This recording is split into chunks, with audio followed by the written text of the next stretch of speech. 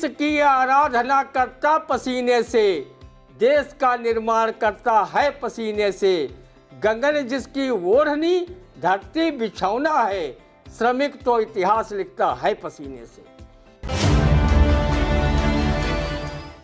काम नाम और धाम पर कभी किया है गौर, नाम मिला कुछ और तो काम धाम कुछ और। काम धाम कुछ और नैन सुख देखे काने, बाबू सुंदर लाल बने हैं चकताने। का कबीराय दया राम जी मारे मच्छर, विद्याधर को भैंस बराबर काला अक्षर। पूछ न आधी इंच भर कहलाते हनुमान, मिले न अर्जुन लाल के घर में तीर कमान। घर में तीर कमान प्रभु की देखो लेखा, स्वर्ण सिंह के हाथ कड़ा लोहे का देखा। का कबीराय आंकड़े बिल्कुल सच्चे, बालक राम ब्रह्मचारी के 12 बच्चे।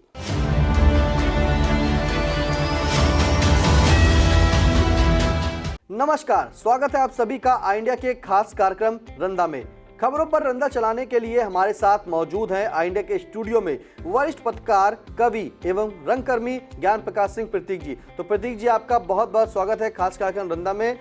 ले चलते हैं आज की पहली खबर पर, जहां सौभाग्यवती सुमन रावत व आई इंडिया के पत्रकार विपिन राजवंशी परिणय सूत्र से बंधे।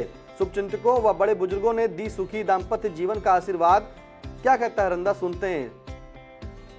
रंदा का जिसका पहले से भय था, आखिर वही हुआ। बाबूपुर निवासी सौभाग्यवती सुमन रावत ने आखिर आई इंडिया के पत्रकार व वरिष्ठ नेता रामदयाल राजवंशी के सुपुत्र चिरंजीव विपिन राजवंशी को कुंवारा मंत्रिमंडल से इस्तीफा दिला ही दिया। उनके कुंवारा मंत्रिमंडल से इस्तीफा देते ही विपिन राजवंशी के इष्ट मित्रों में खुशी की लहर दौड़ गई। वहीं उनके पिता रामदयाल राजवंशी का सीना भी 32 से 36 का हो गया कि चलो बहू के आने पर समय से चाय मिलेगी और 2-4 साल के बाद हमारा घर पोता पोती रत्न से गुलजार होगा। बाबा पोता की आपस में खूब दोस्ती निभेगी और बुढ़ापा भी हंसी खुशी से कटेगा। विपिन की शादी हुआ एट होम में आई इंडिया के editor in chief Pankaj Singh Gaur, उनकी धर्मपत्नी व खबरनामा की एंकर बबीता सिंह गौर पूरी आई इंडिया टीम के साथ कंपनी कमांडर की तरह मुस्तैद नजर आए। आई इंडिया के हेड कैमरामैन हसन गोगा व उनके सहायक कैमरामैन सिद्धांत पांडे का डांस देखते ही बनता था।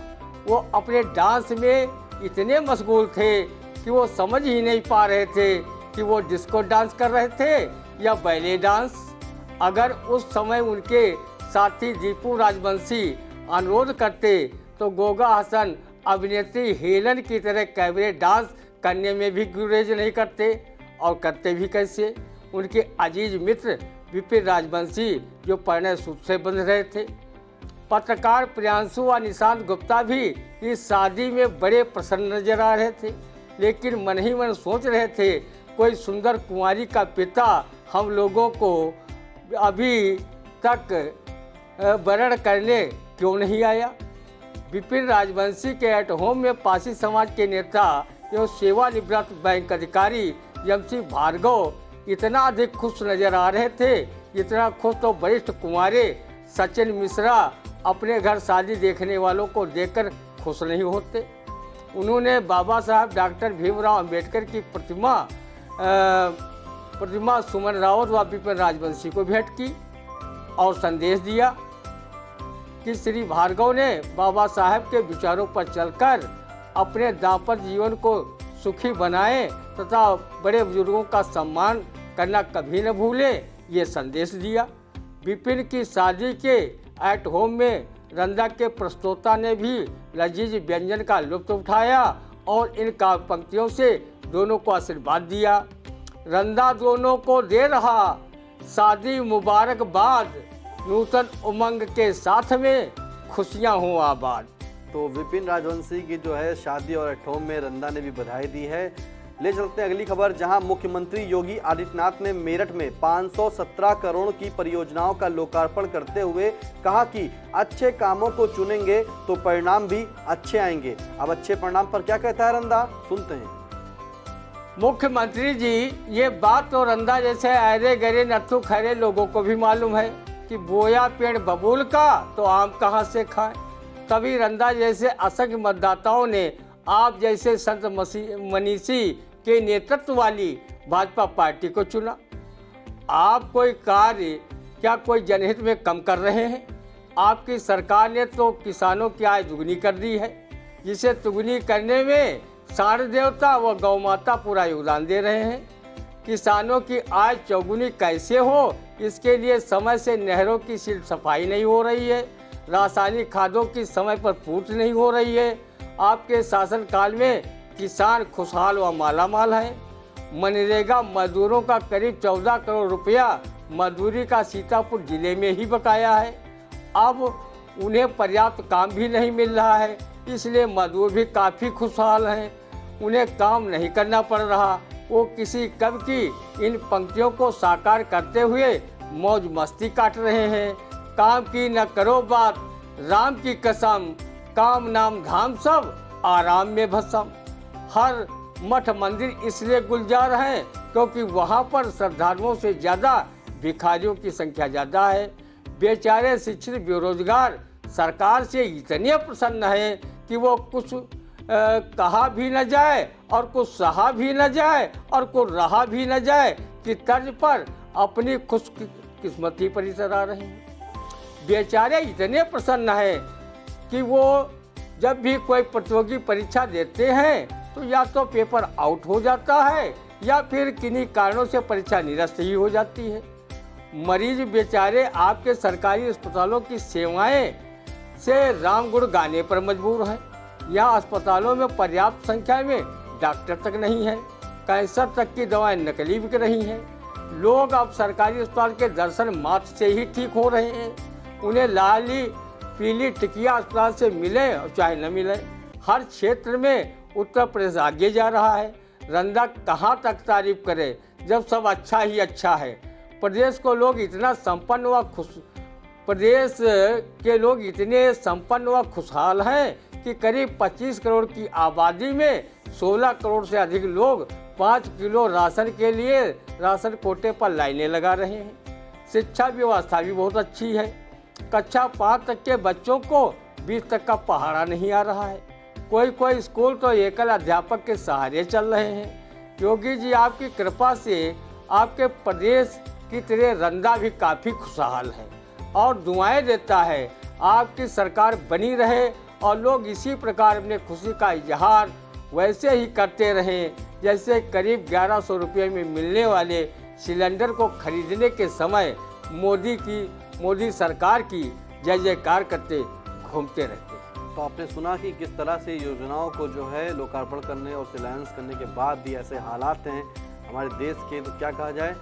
ले चलते हैं आपको अगली खबर पर, जहां ताखा इटावा में प्रसपा अध्यक्ष शिवपाल सिंह यादव ने कहा कि अखिलेश को छोटा नेताजी के नाम से जाने। क्या कहता है रंदा, सुनते हैं। रंदा को लग रहा है कि आजकल भतीजा अपनी पत्नी डिम्पल यादव को जिताने के लिए आपको खूब मान सम्मान दे रहा है। आप अखिलेश के चाचा हैं, आप कहते हैं तो रंदा सरीखे लोग उन्हें अखिलेश यादव व टीपू भैया की तरह छोटे नेताजी भी कह लेंगे। इसमें कौन सी राष्ट्रीय दुर्घटना वाली बात हो जाएगी। और न ही छोटे कहने पर रंदा सरीखे लोगों पर कोई पहाड़ ही टूट पड़ेगा। जब पार्टीजनों ने उनके पिता को धरती पुत्र व नेताजी कहने में कोई गुरेज नहीं किया तो उनके पुत्र अखिलेश को छोटे नेता कहने से क्यों परहेज करने लगेंगे। रंदा तो उन्हें उसी दिन से छोटे नेता कहते आया है जब से उनके नेतृत्व में 2017 व 2022 के विधानसभा चुनाव में सपा की लुटिया डूब गई थी तथा आजमगढ़ रामपुर लोकसभा उपचुनाव तथा गोला गोकरणनाथ के विधानसभा उपचुनाव में सपा के प्रत्याशी भाजपा प्रत्याशियों के आगे मेमना साबित हुए और चुनाव परिणाम में चारों खाने चित्त हुए। आपके इस छोटे नेता की मैनपुरी लोकसभा उपचुनाव तथा रामपुर व खतौली विधानसभा उपचुनाव में भी भाजपा से चुनौती बरकरार है। इन चुनाव में सपा को विजय मिलती है तो रंदा उन्हें छोटे नेता के साथ साथ जीतू नेता भी मान लेगा। वैसे शिवपाल जी, अखिलेश यादव आपका भतीजा है, आप उसे ढंग से जानते पहचानते हैं, इसलिए ही तुम्हें प्रस्ताव बनाने पर मजबूर कर दिया था। आज आप अपने भतीजे के आगे अपनी राजनीति का आत्मसमर्पण कर चुके हैं। शिवपाल जी, रंदा ने काका हाथरसी को एक कहते हुए सुना था कि आदमी का नाम और उसके काम धाम में कोई सामंजस्य नहीं होता। छोटे नेता कहने से ही अखिलेश यादव देश के प्रधानमंत्री बन जाएं, तो रंदा छोटे नेता के नाम की माला दिन रात जपे। काका हाथरसी ने इस संबंध में लिखा है, काम नाम और धाम पर कभी किया है गौर, नाम मिला कुछ और तो काम धाम कुछ और, काम धाम कुछ और नैन सुख देखे काने, बाबू सुंदर लाल बने हैं चकताने। काका कबीराय, दया राम जी मारे मच्छर, विद्याधर को भैंस बराबर काला अक्षर, पूछ न आधी इंच भर कहलाते हनुमान, मिले न अर्जुन लाल के घर में तीर कमान, घर में तीर कमान प्रभु की देखो लेखा, स्वर्ण सिंह के हाथ कड़ा लोहे का देखा। काका कबीराय, आंकड़े बिल्कुल सच्चे, बालक राम ब्रह्मचारी के 12 बच्चे।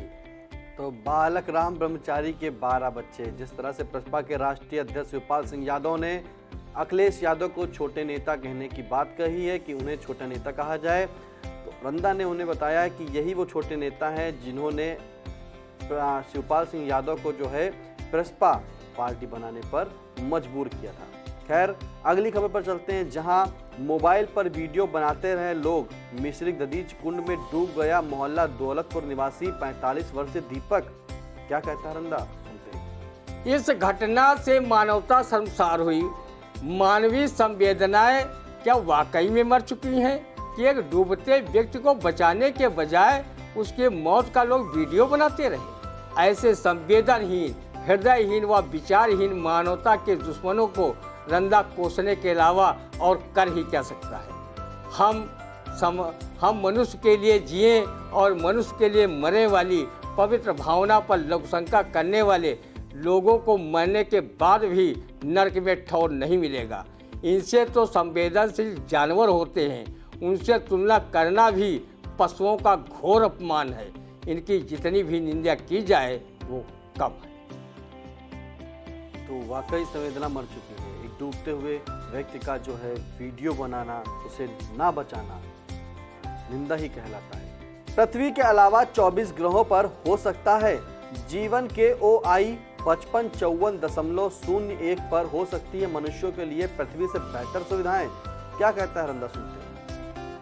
ठीक से पता कर लो कि पृथ्वी से अगर अच्छी सुविधाएं के OI 5554.1 पर हैं, तो सबसे पहले रंदा को वहां अपना जीवन यापन के लिए भेज दो। रंदा फिल्म लैला मजनू का ये गाना गाता हुआ दूसरे ग्रह पर चला जाएगा। ये दुनिया, ये महफिल मेरे काम की नहीं। ठीक से ये भी पता कर लो कि इन ग्रहों पर वो प्राणी तो मौज मस्ती के साथ अपना जीवन तो नहीं जी रहे हैं, जो पृथ्वी लोक से प्राण त्याग चुके हैं, जिनके नाम पर पंडा पुरोहित स्वर्ग नरक समझाकर अच्छा खासा दान दक्षिणा बटोर रहे हैं। अगर कुछ ऐसा मिले तो रंदा को जरूर वहाँ जीते जी भेज दीजिएगा, ताकि वो अपने पूर्वजों को ठीक से देख सुन सके तथा उनका आशीर्वाद प्राप्त कर सके। जबकि रंदा ने अभी तक स्वर्ग नरक देखा ही नहीं है। हाँ, स्वर्ग नरक के बारे में भक्त पूरनमल की नौटंकी में ये बहर तबीर जरूर पढ़ी है। स्वर्ग या नरक सुनता हूँ दो कान से, ख्वाब में भी वो आए नजर ही नहीं, जीव जाता कहाँ कुछ खबर ही नहीं, कोई बतलाए सकता डगर ही नहीं। कोई बतलाए सकता डगर ही नहीं। तो ग्रह पर जाने के लिए जो है सबसे पहले रंदा ने कहा कि उसे भेजा जाए, वहाँ देखें कि कैसा क्या माहौल है, ये दुनिया, ये महफिल उसके काम की है कि नहीं है। अगली खबर, जहां अयोध्या में उत्तर प्रदेश के सीएम योगी आदित्यनाथ ने कहा कि 2017 से पहले जो दादा बने घूमते थे, आज सिर झुकाकर ठेला चला रहे हैं। क्या कहता रंदा, सुनते हैं। इसी को कहते हैं जब समय लागा आकर तब लाखों ढाओ काकर। समय बड़ा बलवान होता है। आदरणीय योगी जी, कभी आप भी संसद में सांसद के रूप में तत्कालीन उत्तर प्रदेश की मुलायम सरकार का नाम लेकर जार बेजार रोए थे और अपनी जान को खतरे में होना बता रहे थे। फर्जी मुकदमा लादे जाने की बातें भी रो रो कर कह रहे थे। 2017 से उत्तर प्रदेश की सत्ता की बागडोर सीएम के रूप में आपके पास है। अब आप चाहे विरोधी पार्टी के नेता को जेल भिजवाएं, चाहे विपक्षी कार्यकर्ताओं को दादा घोषित कर उन्हें ठेला खींचने पर मजबूर करें। रंदा देख रहा है कि कोई दादा सिर झुकाकर ठेला नहीं खींच रहा है। ठेला तो वही गरीब व्यक्ति जो अपना तथा अपने परिवार के जीविकोपार्जन हेतु जैसे पहले खींचते थे वैसे अब भी खींच रहे हैं। बहुत से गैर कानूनी कार्यों में लिप्त दादा व माफिया अब आपकी पार्टी को ही अपनी शरण स्थली बनाए हुए हैं। वो स्थानीय नेताओं की बदौलत भाजपा में एंट्री पा चुके हैं। अब वो बड़े शान से योगी छाप भगवा रंग का गमछा गले में डालकर नेतागिरी की रौ झाड़ते घूम रहे हैं। अगर रंदा की बात पर यकीन न हो तो उनका रिकॉर्ड थाना कोतवाली से मंगा कर देख लें, सच सबके सामने आ जाएगा। ठेला खींचकर अपनी गरीबी लाचारी को दर्शा रहे मजदूरों की बिना जांच पड़ताल कराए उन्हें दादा शब्द से संबोधित न किया जाए, ये रंदा आपसे गुजारिश करता है, क्योंकि मजदूर हमारे देश के नवनिर्माण की रीढ़ हैं। रंदा उनका हमेशा सम्मान कवि स्वर्गीय वीरेंद्र श्रीवास्तव की इन काव्य पंक्तियों से करता रहा है। ईश की आराधना करता पसीने से, देश का निर्माण करता है पसीने से, गगन जिसकी ओढ़नी धरती बिछौना है, श्रमिक तो इतिहास लिखता है पसीने से। रंदा की सीएम से विनती है कि जो दादा सर झुकाए ठेला खींच रहे हैं उन दादाओं के गले में पूर्व दादा लिखी तख्ती लटकवा देते, जिससे निर्दोष ठेले वालों को समझने में रंदा भूल न करे। तो आपने सुना कि जिस तरह से जो एक बुजुर्ग हैं उन्हें दादा कहा गया है, और वो कहा किसने गया है?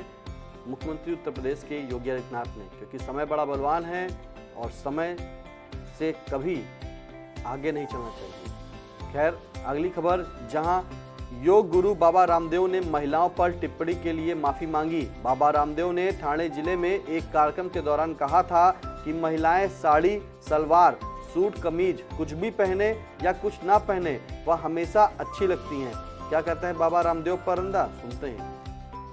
बाबा जी बात करते जब 1.5 आँख खुलती है तब तो महिलाओं पर ऐसी वैसी अनगर व भोड़ी टिप्पणी करती हैं।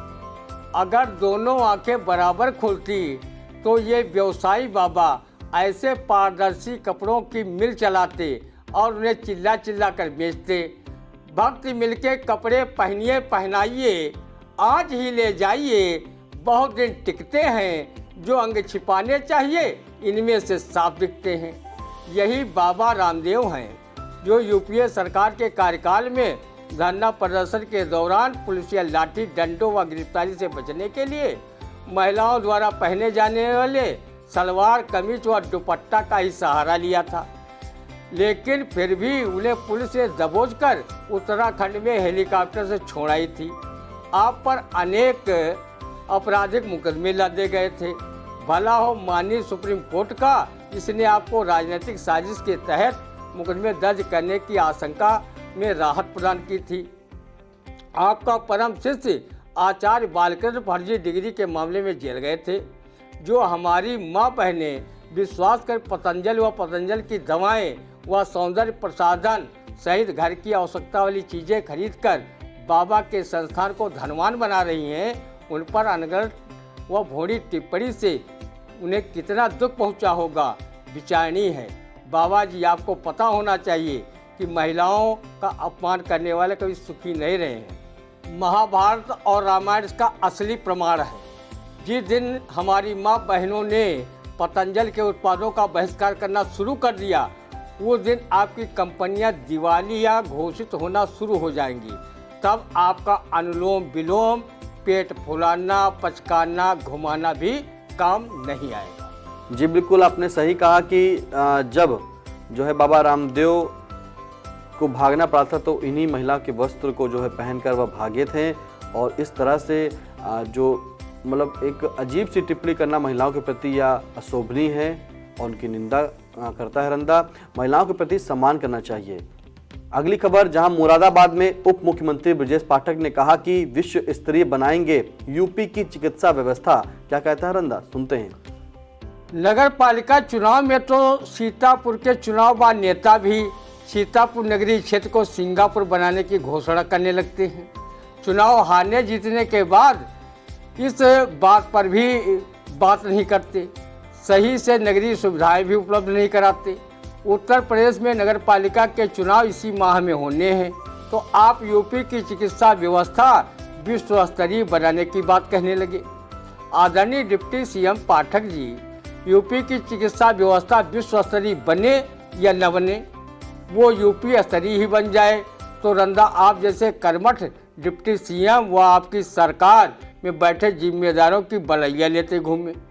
सरकारी अस्पतालों में रंदा जैसे गरीब मरीजों को अगर सही ढंग से धरती के भगवान कहे जाने वाले डॉक्टर देख लें और अस्पताल की लाल पीली टिकिया ही उपलब्ध करा दें, रंदा इसी से तसल्ली कर लेगा। जिस सीतापुर जिला अस्पताल का आपने निरीक्षण किया था, वहाँ करीब 20 डॉक्टरों की कमी महसूस की जा रही है। पैरा मेडिकल स्टाफ भी कम है। हृदय रोग विशेषज्ञ तो करीब 1 दशक से नहीं है। निजी नर्सिंग व क्लिनिकों में इलाज व जांच के नाम पर मरीजों का जमकर आर्थिक शोषण हो रहा है। जिले में करीब 17,500 झोला छाप डॉक्टर सरकारी स्वास्थ्य व्यवस्था को चरमराने की वजह से मरीजों के स्वास्थ्य के साथ खिलवाड़ कर उनका आर्थिक शोषण कर रहे हैं। सरकारी अस्पतालों में समय से डॉक्टर बैठते नहीं, कहीं कहीं तो डॉक्टर के स्थान पर वार्ड बॉय उनका स्वास्थ्य परीक्षण से लेकर दवा लिखने व देने का काम करते मीडिया की सुर्खियां बन चुकी हैं। जिले के किसी भी नर्सिंग होम में कूड़ा निस्तारण यंत्र तक नहीं लगा है। मेडिकल का कचरा सड़कों पर फेंका जा रहा है, जो बीमारियों को आमंत्रण देने का काम करता है। जमैयतपुर में बना ट्रामा सेंटर अभी तक चालू नहीं हो सका है। कैंसर जैसे जानलेवा बीमारियों की दवाएं नकली आ रही हैं, जिसकी जांच भी कछुए की गश्त से हो रही है। रंदा को जनहित को देखते हुए आपसे अनुरोध करता है कि आप स्वास्थ्य सेवाओं को चाहे विश्व स्तरीय बनाएं, चाहे एशिया स्तरीय बनाएं, लेकिन सबसे पहले स्वास्थ्य सेवाओं को जिला व प्रदेश स्तरीय बनाने में अपनी ऊर्जा जरूर लगाएं पाठक जी, तभी इसका लाभ रंदा सरीखे मरीजों को मिल सकेगा। तो जब चुनाव आते हैं तभी जो है उत्तर प्रदेश के विकास व देश के विकास की बातें होती हैं। जिस तरह से उत्तर प्रदेश के डिप्टी सीएम ब्रजेश पाठक ने जो है स्वास्थ्य सेवाओं को विश्व स्तरीय सेवाओं से मिलान करके बताया है, कहा कि जो सेवाएं हैं स्वास्थ्य की उन्हें विश्व स्तरीय सेवाएं बनाएंगे। तो रंदा उनसे कहता है कि आप विश्व स्तरीय बनाएं या ना बनाएं, फिलहाल अपने ज़िले की जो व्यवस्था है उसे ही सुधारें। क्योंकि सीतापुर जनपद में जो है अभी आपने निरीक्षण किया था, वहाँ पे 20 डॉक्टरों की जो है सिर्फ कमी है। 20 डॉक्टर समझ आते हैं, 20 डॉक्टर ही काम कर रहे हैं। हृदय रोग चिकित्सक भी वहाँ नहीं है, पैरामेडिकल स्टाफ भी कम है। और इन्हीं सब को अगर जो है सुचारू रूप से चलाया जाए तो सीतापुर में जमैतपुर में बना ट्रामा सेंटर जो अभी भी पूरी तरीके से चालू नहीं हो सका है, उसे चालू कराने की मांग है। अगली खबर, जहां आईपीएस अधिकारी प्रभाकर चौधरी बने 11वीं वाहिनी पीएससी वाहिनी के सेना नायक। जनपद में दूसरी बार जो है पदासीन हुए हैं। क्या कहता है रंदा, सुनते हैं। जनपद में दूसरी बार पदासीन होने के लिए रंदा उन्हें दिली मुबारकबाद देता है कि आपकी तेज तर्रार पुलिस अधिकारी वाली छवि वैसी ही बरकरार रहे जैसी आपकी छवि सीतापुर जनपद के पुलिस कप्तान के रूप में बनी हुई थी। अगर 11वीं वाहिनी पीएससी के बजाय आपकी नियुक्ति फिर से एसपी सीतापुर के रूप में हुई होती तो भले ही आपके द्वारा किए गए जन उपकारों के लिए कोई आपको धन्यवाद ज्ञापित करने आता या नहीं आता, पर मौजूदा बार एसोसिएशन अध्यक्ष चंद्रभाल गुप्ता, पूर्व सचिव सुनील सिंह गौर, वरिष्ठ अधिवक्ता चंद्रगुप्त श्रीवास्तव व तत्कालीन बार एसोसिएशन अध्यक्ष हरि त्रिपाठी जरूर धन्यवाद ज्ञापित करने आते। आपने इन वरिष्ठ अधिवक्ताओं व अधिवक्ता नेताओं को फ्री फोकट में जेल यात्रा करवाई थी, उन्हें उपकार स्वरूप मुकदमे भी प्रदान किए थे। एक वरिष्ठ अधिवक्ता को आपने थाना हरगांव से लेकर पुलिस लाइन तक में अपने पुलिस कर्मियों से फन्ने कट सम्मान पारितोषिक के रूप में उपलब्ध कराकर जेल यात्रा करवाई थी। रंदा जेल को देखकर हमेशा प्रणाम करता है कि कारागार भी पुनीत स्थान है, जहां भगवान श्री कृष्ण द्वापर युग में मथुरा की जेल में जन्म लिया था। देश की आज़ादी को लेकर सरदार भगत सिंह, अशफाक उल्लाह खां, राम प्रसाद बिस्मिल आदि ने हंसते हंसते फांसी पर चढ़कर अपने प्राणों का उत्सर्ग तक कर दिया था। लाला लाजपत राय, महात्मा गांधी, पंडित जवाहरलाल नेहरू, सरदार वल्लभ भाई पटेल जैसे अनेक स्वाधीनता सेनानियों ने जेल यात्राएं की। लोकमान्य बाल गंगाधर तिलक जैसे अनेक स्वाधीनता सेनानियों ने जेल में किताबें तक लिखी। ऐसी पतित पावनी जेल की यात्रा कराकर तत्कालीन आरक्षी अधीक्षक प्रभाकर चौधरी ने हमारे सम्मानित कुछ अधिवक्ता भाइयों पर बड़ा उपकार ही नहीं तो और क्या किया था। जो अधिवक्ता दूसरे की जमानत की पैरवी करते थे, वो बेचारे खुद जमानत करवाकर आज घूम रहे हैं। रंदा की 11वीं वाहिनी के सेना नायक बने कर्मठ IPS अधिकारी प्रभाकर चौधरी से अपील करता है कि वो अपनी कर्तव्यपरायणता का पालन अवश्य करें, पर ऐसे कोई काम न करें जो तरह तरह की चर्चाओं को जन्म दें, जैसी चर्चा आपके SP कार्यकाल में वकीलों से विवाद के चलते बनी थी। जी बिल्कुल, IPS अधिकारी प्रभाकर चौधरी से जो है रंदा अपील करता है कि अपने कर्तव्य परायणता का पालन वह अवश्य करें, लेकिन ऐसे कोई काम ना करे जो तरह तरह की चर्चाओं को जन्म दे दे। ले चलते हैं आपको अगली खबर, जहां जनपद पीलीभीत के बिसंडा के एक गांव में लड़की पैदा होने पर पिता ने अपनी मां के साथ मिलकर उसे मैदान में फेंक दिया। बच्ची की मां को बताया लड़की मरी पैदा हुई थी। घटना के दोषी पिता दादी गिरफ्तार। क्या कहता रंदा, सुनते हैं। तुम दोनों को नवजात बच्ची को कूड़ा करकट जैसा फेंकने पर शर्म नहीं महसूस हुई? इस कृत्य को करने से पहले तुम लोगों को चुल्लू भर पानी भी नसीब नहीं हुआ जो उसमें डूबकर धरती का भार कम कर जाते? जिस देश में छोटी उम्र की बच्चियों को शक्ति स्वरूपा माँ दुर्गा के 9 रूपों में पूजा की जाती हो, नवरात्र में बच्चों के चरण धोकर कुमार का भोज कराया जाता हो, वहाँ ऐसी घटना हो तो शर्म तो आती ही है। हमारे उत्तर प्रदेश के CM योगी आदित्यनाथ हर नवरात्र के समापन पर बच्चियों को शक्ति स्वरूपा माँ नव दुर्गा का प्रतिरूप मानकर न सिर्फ उनके चरण धोते हैं, बल्कि उन्हें अपने हाथों से परोसकर अनेक प्रकार के व्यंजन, फल, मिष्टान आदि खिलाते हैं और भेंट स्वरूप उपहार देते हैं। उस बच्ची को फेंकने से पहले दादी व पिता को 100 बार सोचना चाहिए था कि अगर माँ न होती तो हम भी दुनिया में न होते। माँ, बहन, दादी, बुआ बनने से पूर्व वो नवजात बच्ची ही होती है। बच्ची फेंकने के अभियोग में अब जेल में सड़ो। किसी ने सच ही कहा है, जैसी करनी वैसा फल, आज नहीं तो निश्चय कल। बच्ची को फेंकने से पहले कहीं प्रसिद्ध कवि जगजीवन मिश्र जीवन की एक काव्य पंक्तियाँ सुन या पढ़ लेते तो शायद ऐसा अमानवीय व्यवहार करने से पहले तुम्हें 100 बार सोचना पड़ता। बिटिया बहनी अम्मा हुई है, बिटिया हुई है दादी, और बिटियन बिन लड़किन केरी कैसे करी हो शादी। ऐसे नियम प्रकृति के तोर अंतमा हार हुई है, हमका छोड़ दिया मैया उपकार हुई है, हमका छोड़ दिया मैया उपकार हुई। जी बिल्कुल, आपने सही कहा कि व्यक्ति को माँ चाहिए, बहन चाहिए, पत्नी चाहिए, लेकिन नहीं चाहिए तो सिर्फ बेटी। सोच बदलनी चाहिए। बेटी ही 2 परिवारों को सफलता पर ले जाती है, एक तो उनका स्वतः का परिवार और एक उनके ससुराल का। तो आज का रंदा कैसा लगा कमेंट करके जरूर बताइएगा। रंदा को लाइक करिएगा, शेयर करिएगा, और हाँ, हमारे आई इंडिया चैनल को सब्सक्राइब करना ना भूलें।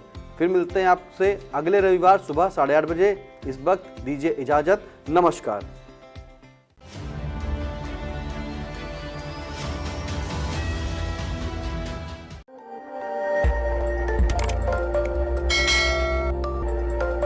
खबर आपकी, नजर हमारी।